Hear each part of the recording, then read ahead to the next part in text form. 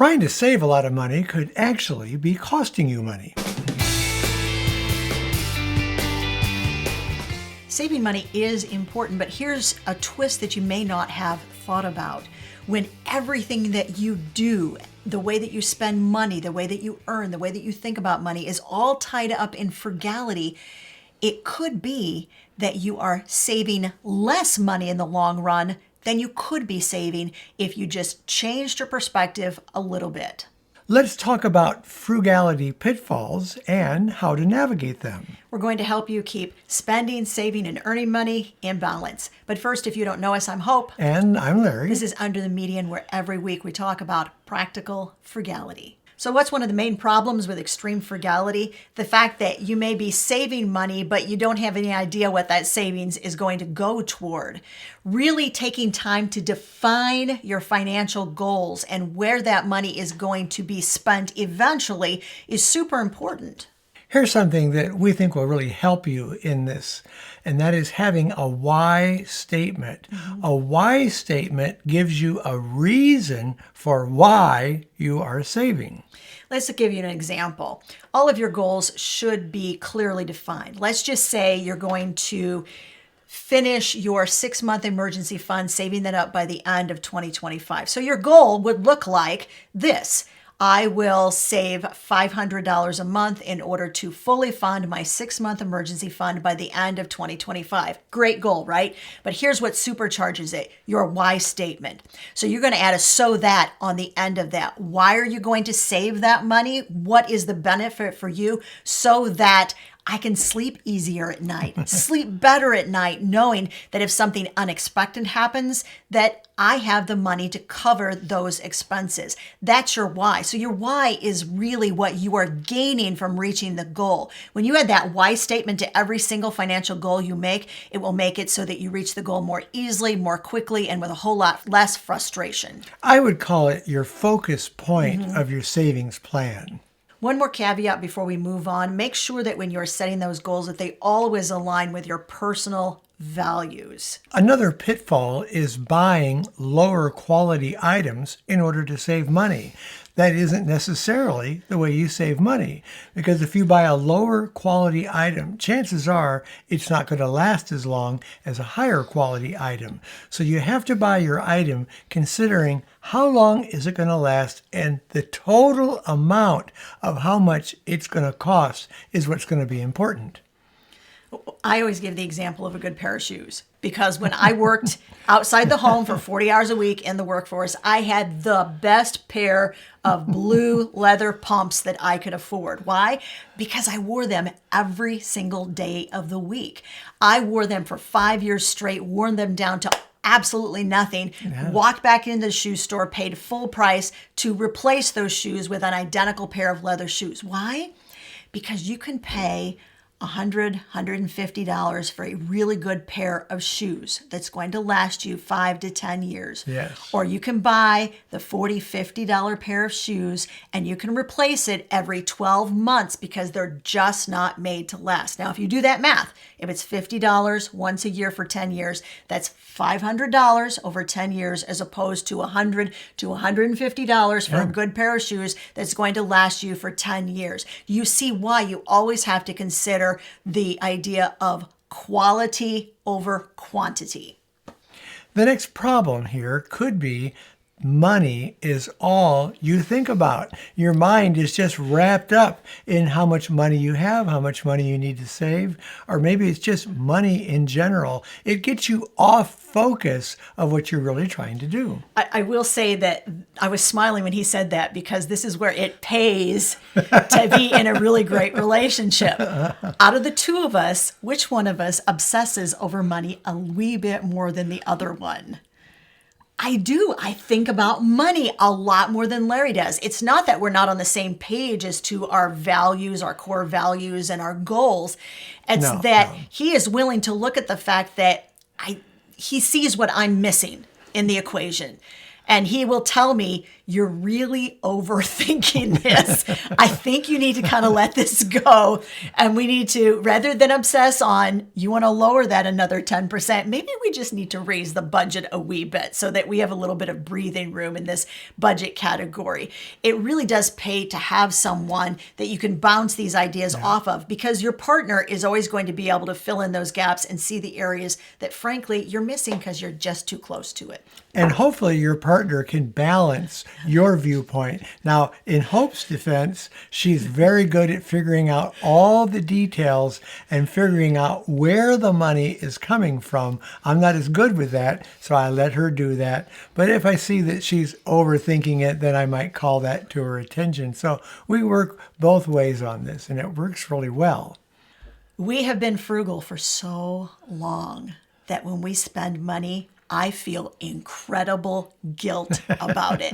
Now, it's not a bad thing to think about how you're spending your money. We're not saying that, but we're saying when taken to an extreme, it can mean that you wind up in a state of fear all the time, fearing that you're going to have to spend some money. And this happens, I will tell you, even if you have that fully funded 6-month emergency fund, you can wind up spending a goodly amount of time thinking, oh my goodness, what if this happens? But what if this happens? But what if this happens? And I know because I'm telling you from personal experience. And this is something where I have really had to fight for balance when it comes to spending and saving money. Larry reminds me, we saved up for this vacation. We are going to spend the money and we're not going to feel bad about it. Because that money is already allocated for and it's already been spoken for. So we don't have to feel bad about using it up. Really sort of treating yourself to these small indulgences, I think is super important in your frugality journey. And so we have been called out on this channel. We've had some viewers call us out on, you guys occasionally, you go out for coffee at a coffee shop. You are not frugal. You spend money on vacations. You are not frugal. You occasionally buy bottled water. You are not frugal. You know, this is sort of an idea of why you are misunderstanding frugality in the first place. So let's go over the basic definition, because I think that really will help bring some clarity to the conversation. Frugality is not about deprivation. Exactly. Frugality is about choosing deliberately when, where, and how you will spend your money. So you spend less money on the things that are less important to you, and you have the money available to pay cash for the things that are important to you. Here's another example, and I just thought of this. We got called out a lot on a recent video on the date. We always set a goal date for when we're going to turn on the furnace in our house. And we like to try to get as close as we can to that goal date. Now for us, it sort of gamifies our expenses, which is, we have found a super important way to energize us and keep us moving forward. It becomes a challenge. Yeah, is to make it into a challenge where we're working together to reach the challenge. So for us, that goal date has never been a problem. For a lot of people in the comment section, it was a problem. They said, if you're cold, turn on the furnace. Well, you know what? I got to say, if we were cold, we would turn on the furnace. We found ways that we could reach that. And so we're recording this on it's like the 7th. November 7th. November 7th. Yeah. We still haven't turned the furnace on. It has been a little unusually warm in our area, and that's why we haven't had to do it. So I think the whole idea, a lot of it is your mindset and your attitude. If I was waking up every morning going, I'm so cold, I just don't think I can even get out of bed because it's so cold in this house, that is not fun for anybody, including your family that has to listen to you complain about the fact that you're cold. That's not the goal. That's not the point of the goal, okay? So the point of frugality is to make sure that you are maximizing within your ability to tolerate changes in your budget, that you are maximizing those abilities to save money. And maybe it's not as important to you to leave the furnace off for a long period of time. Maybe you've got it funded so that you can turn your furnace on, let's say in mid-October. We like to keep ours off until November 1st, and we still have it off because, as Hope mentioned, it's been a little bit warmer in this part of the central Illinois. So if we can go a little further, it'll just help us save that money to when we really need the furnace, particularly in January. So apply that whole mindset that we just described to every area of your budget that you're saving for. And when you really think about it, you can determine whether you've gone over that point where you are just too frugal and you're worrying too much about money. But I will say this about the furnace. If you are watching from Texas and you are our viewers who don't have to turn your furnace on for a really long time, we are coming to visit. That's all I'm going to say. The next point, feeling deprived. This sort of morphs right into what we were talking about. Yes, because if your mindset isn't right, you are going to feel deprived. And you are going to wake up every morning feeling like everything that gives you joy in your life has been ripped away from you. Yeah.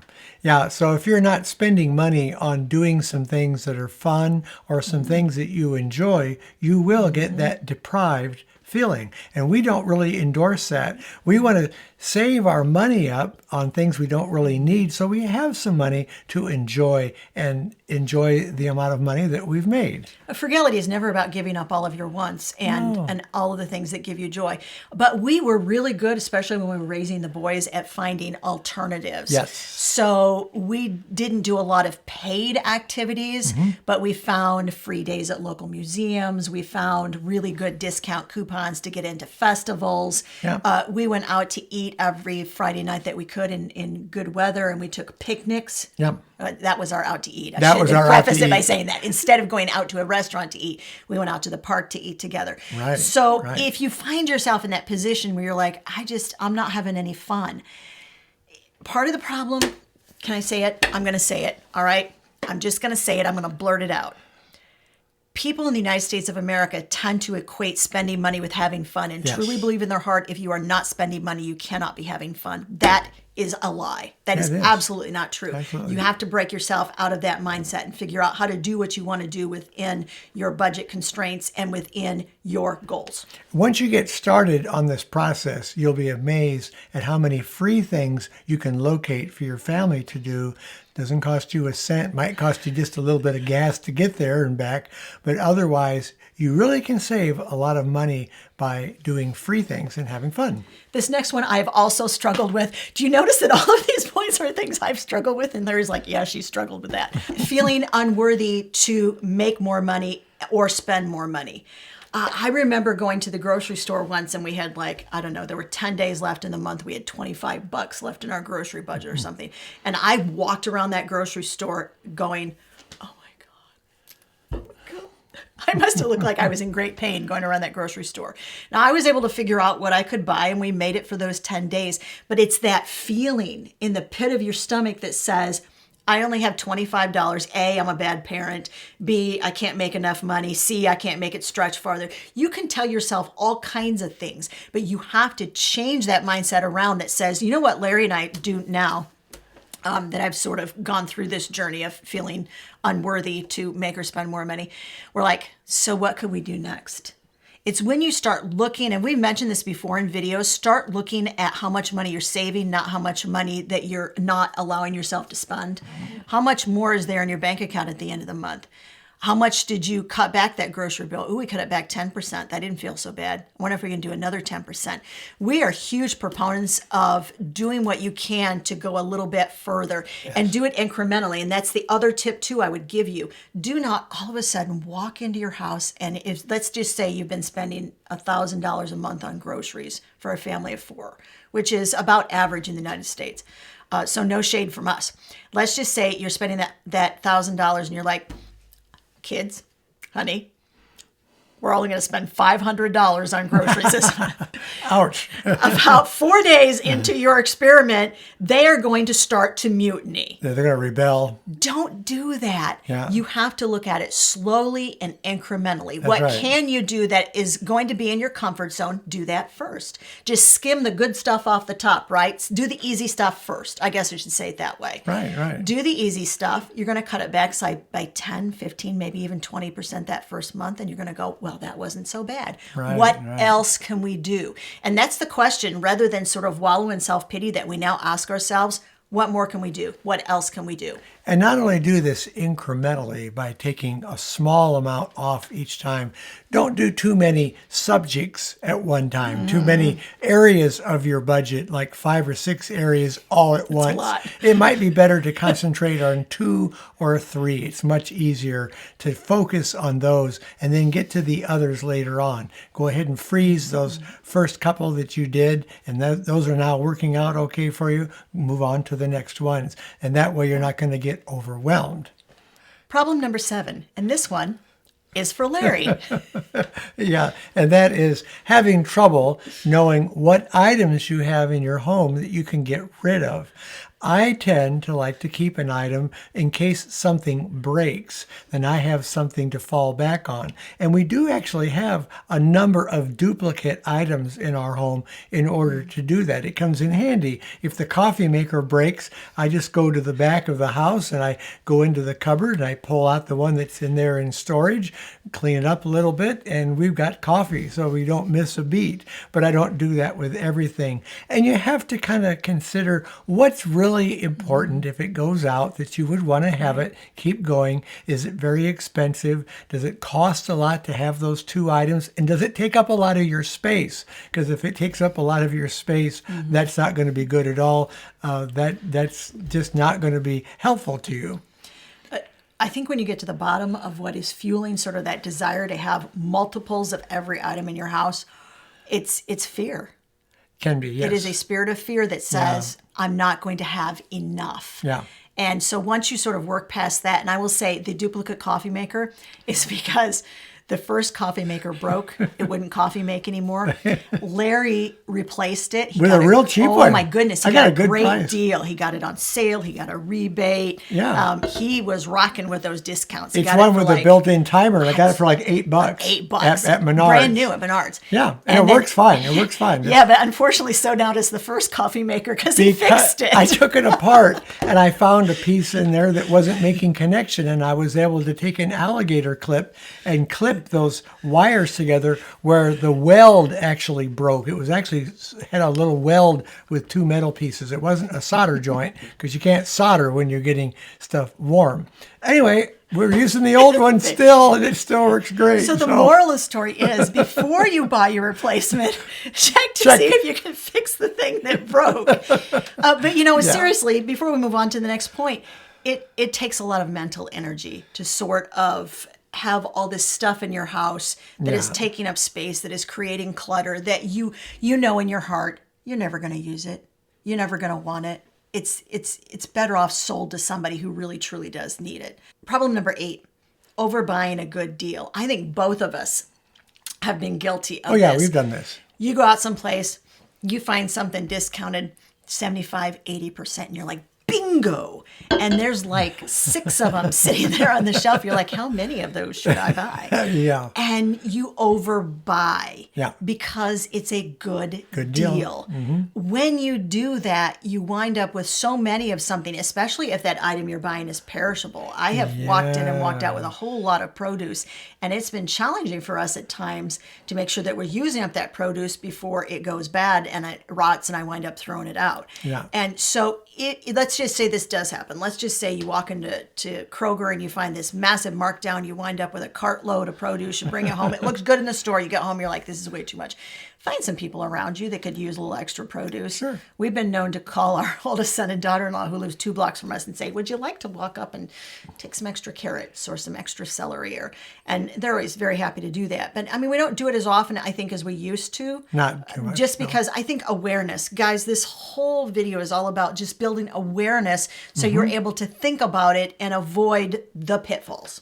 One of the things you want to make sure to do if you run up a situation like Hope was talking about, where you have a lot of items on a real good clearance sale and you want to buy 6 of them, that's really buying in bulk. You want to make sure you have a place in your house for those items so they don't end up on the floor. And the second thing you want to do is make sure that you have room in your budget to pay for them. Now, Hope and I have talked about how we pay a lot less for groceries, and we have a video where we can help you to save your money on the groceries in order to have extra money to stock up on, and that video is right over there.